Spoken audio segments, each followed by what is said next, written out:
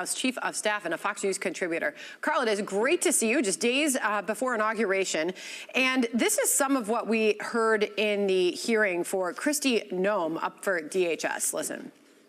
Will you work to reinstate that program? Yes, Senator, the President and I have talked extensively about this and will 100% partner with him to reinstate the Remain in Mexico policy and make sure that it's in place. Will you end the use of the CBP One app? Yes, Senator, if confirmed, and I have the opportunity to be secretary on day one, CBP One will be shut down. Will you put a stop to this abuse of our parole law and our asylum system? Yes, we will go back to case-by-case evaluation of these parole cases.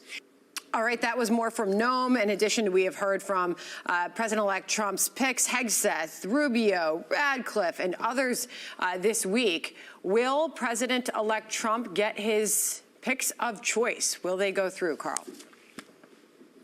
I think so, with maybe one exception, and I can't tell you what that exception will be, but every president, modern president, has tended to lose at least one or two during the confirmation process. But no, a strong showing by a number of these people, number of these nominees in the last few days, and some weird questioning, frankly, of some of them by the Democrats. We've got a sampling of that, Carl. Why don't we play this out? Okay. To that point, let's listen. You're quite sure that every general who serves should not go directly into the defense industry for 10 years, but you're not willing to make that same pledge? I'm not a general, Senator. So you don't support the credits for electric vehicles, and that would be something that you would support the administration repealing? Well, I support economics and markets. It would not be appropriate for a prosecutor to start with a name and look for a crime. It's a prosecutor's job to start with a crime and look for a name, correct? Senator, I think that is the whole problem with the weaponization that we have seen the last 4 years. Some of what we heard there, Carl.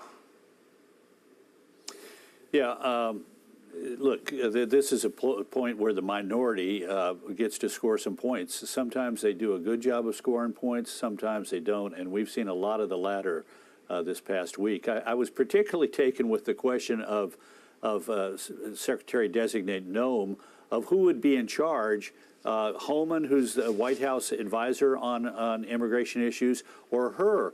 I didn't hear that of Marco Rubio. Who's going to be in charge, you or the national security advisor? I didn't hear that of Pete Hegseth. Who's going to be in charge, you or the national security advisor? I didn't hear it of the Treasury Secretary. Who's going to be in charge, you or the head of the National Economic Council? I mean, yes, the president is surrounded by aides whose job it is to help him formulate policy, and that policy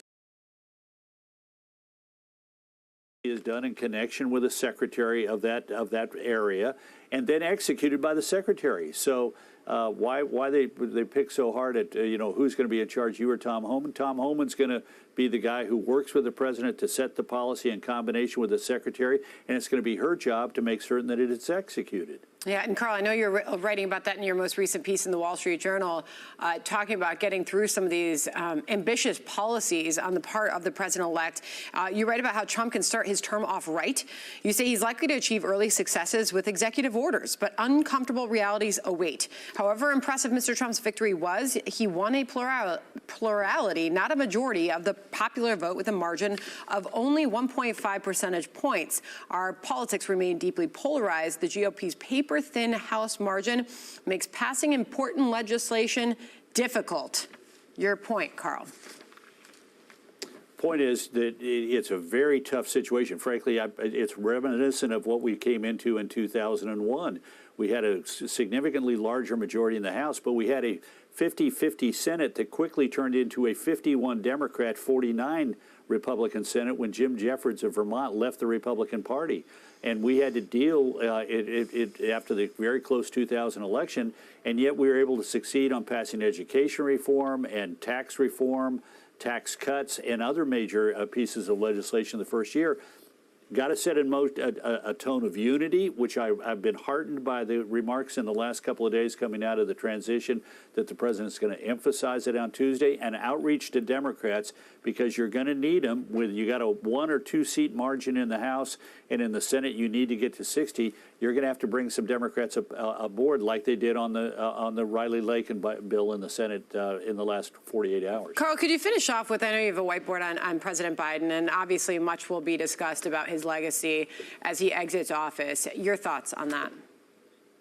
Well, look, I've been appalled by the attempt by the current president to sort of rewrite history. The economy is great, he says, but it was terrible before me. The last quarter of 2020, the economy was growing faster, inflation was less, and jobs were growing faster than the final quarter of 2024. That's the test, and that doesn't take into account the change in the border, which was a disaster, the world in which America became less respected, and consumer confidence, which dropped when Joe Biden was in office. So suddenly we're told it's been a utopia the last 4 years. You're just not too dumb, the American people, to recognize my brilliant leadership. It was